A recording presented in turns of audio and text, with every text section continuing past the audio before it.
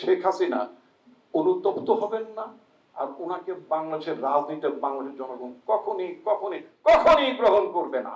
Police ধ্বংস করেছে, ওখানে জানোয়ার তৈরি করেছে শেখ হাসিনা বেনজিরের মতো, আর্মিতে জানোয়ার তৈরি করেছে ওই যে জিয়াউল হাসানের মতো, ওখানে খুন গুম হতো, আয়না ঘর হতো, এবং উনিও নিজেও জানতেন। সেজন্য ওনার সমস্ত আত্মীয় স্বজন, শেখ সেলিম বলেন, এটা বলেন, ওটা বলেন, তাপস বলেন, সবাইকে তুমি আগে পাচার করে দিয়েছেন, সবাইকে তো পাচার করে দিয়েছেন তিনি। তার আত্মীয় স্বজন কেউ কিন্তু ঢাকায় ছিল না, সবাই কিন্তু 5 তারিখের আগে সব সেফ এক্সিটে চলে গেছে, কেউ লন্ডনে, কেউ সিঙ্গাপুরে, কেউ ভারতে, মোটামুটি সবাই। শুধু উনি আর শেখ রেহানা, শেখ পরিবারের মধ্যে উনি আর শেখ রেহানা ছিলেন। তো শেখ রেহানা তো foreign national, she is a British national. তো উনি মিথ্যা কথা বলছেন, উনি আর আসতে পারছেন না। কেন পারছেন না? ওনার হাতে এখন রক্তের দাগ, ওনার হাতে এখন মানুষ খুনের অভিযোগ ওনার উপরে আছে। উনি বাংলাদেশকে ধ্বংস করে লক্ষ লক্ষ কোটি টাকা পাচার করেছেন।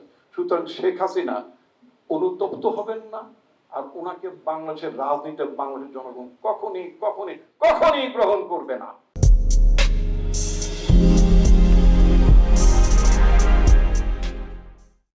সুতরাং এই ব্যাপারে আমরা মনে হয় নিশ্চিত থাকতে পারি। তবে শুধু নিশ্চিত থাকলেই চলবে না। আমরা যারা পক্ষের শক্তি, যারা আমরা জুলাই রচনা করেছি, আপনারা যারা জুলাই রচনা করেছেন, আপনি বলেছেন আপনাদের শরীরে, আপনাদের কাপড়ে রক্তের দাগ, আপনাদের সবাইকে ঐক্যবদ্ধ থাকতে হবে।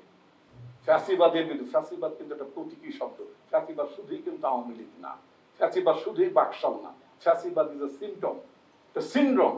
এটার বিরুদ্ধে সবাইকে আপনাদের সজাগ এবং সক্রিয় থাকতে, সক্রিয় অবস্থানে নিতে হবে। পরিবর্তন তো আসলে রাতারাতি হয় না। 17 বছরের একটা প্র্যাকটিস ছিল, 17 বছরের লুটপাটের শাসন ব্যবস্থা ছিল, সেই শাসন ব্যবস্থা আপনি 4 মাসের মধ্যে পরিবর্তন করে ফেলবেন, তারপরে তো পরিবর্তন হচ্ছে। আপনারা যারা বিদ্যুৎ বিল দিতেন একটু খেয়াল করে দেখেন তো, আপনাদের বিদ্যুৎ বিলের কর্নারের মধ্যে লেখা থাকতো শেখ হাসিনার উদ্যোগ, ঘরে ঘরে বিদ্যুৎ, লেখা থাকতো না? তার ছবি দিয়ে, বিদ্যুৎটা কি তার, আপনার টাকা দিয়ে আপনি বিদ্যুৎ নেন, তার ছবি দিয়ে, তার বাবার ছবি দিয়ে বলতো যে শেখ হাসিনার উদ্যোগ, ঘরে ঘরে বিদ্যুৎ। এখন কি সেটা আছে? এই যে সেই ওই যে প্র্যাকটিস, মনোজগৎ, মনস্তত্ত্ব, ওই আমলাতন্ত্র, ওই ব্যুরোক্রেসি, ওই সরকারি বিভাগের লোকজন, ওই প্রধানমন্ত্রীকে ছবি টাঙিয়ে ওরকম, মানে তারেক রহমান উদ্যোগ, ঘরে ঘরে বিদ্যুৎ, এরকম টাইপের একটা কিছু প্রচারণা চালিয়ে তাকে খুশি করার চেষ্টা হচ্ছিল। কিন্তু আমাদের প্রধানমন্ত্রী, আমাদের পার্টির প্রধান তারেক রহমান কি বললেন? যে নো, এটা চলবে না, বদলাতে হবে, এগুলো চলবে না, প্রধানমন্ত্রীর ছবি ব্যবহার করা যাবে না। তাহলে পরিবর্তন হচ্ছে, পরিবর্তন দেখতে পাচ্ছেন, পরিবর্তন হবে না কেন? কিন্তু এটা আসতে হবে। 17 বছর এই দেশে ব্যুরোক্রেসি, এই দেশের বিচার বিভাগ, যেই দেশের বিচার বিভাগ এস আলমের মতো একটা চরম লুটেরা, তার দুর্নীতির তদন্ত করা যাবে না বলে সুপ্রিম কোর্টের আপিল বিভাগ নির্দেশ দেয়। চিন্তা করতে পারেন যে আপিল বিভাগে পর্যন্ত ওই বজ্জাতগুলো, ওই লুটেরাদের প্রতিনিধির বজ্জাতগুলো সেখানে বসা ছিল, তারা বলে যে না, এটা করা যাবে না। তাহলে কোথায় ছিলাম আমরা? পুলিশ ধ্বংস করেছে, ওখানে জানোয়ার তৈরি করেছে শেখ হাসিনা বেনজিরের মতো, আর্মিতে জানোয়ার তৈরি করেছে ওই যে জিয়াউল হাসানের মতো, ওখানে খুন গুম হতো, আয়না ঘর হতো, এগুলো তো হতো।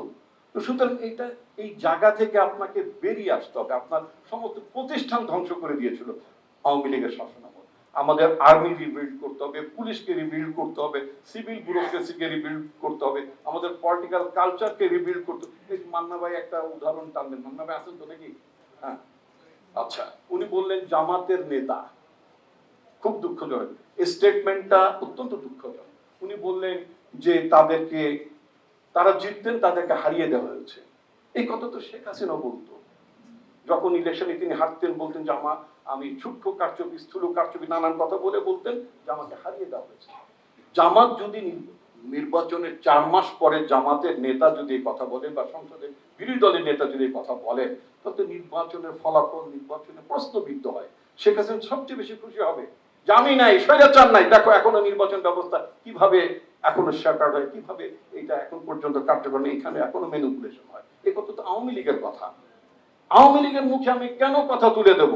আওয়ামী লীগের হাতে আমি কেন, ফ্যাসিবাদের হাতে, ফ্যাসিস্টের হাতে কেন আমি অস্ত্রটা তুলে দেব? সারা পৃথিবী বলছে একটা ভালো নির্বাচন হয়েছে, অথচ সেই নির্বাচন, এই সমালোচনাটা, এই ধরনের মানে মাঠের একটা মেটো সমালোচনা আমি বলতে চাই না, আমি বলবো আত্মঘাতী সমালোচনা করেছেন জামাতের নেতা।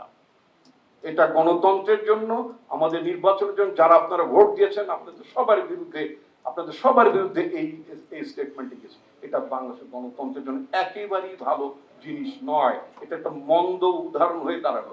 আমি যদি বলি জামাত যতগুলো নির্বাচনে অংশ নিয়েছেন ইতিপূর্বে, তাদের যে ভোটের পার্সেন্টেজ ছিল, তারা বিএনপির সমর্থন নিয়ে যতগুলো আসন পেয়েছিলেন, রাতারাতি 12-14 বছর এত নিপীড়ন নির্যাতনের মধ্যে তাদের সরকার গঠন করার মতন অবস্থা তৈরি হয়ে গেল।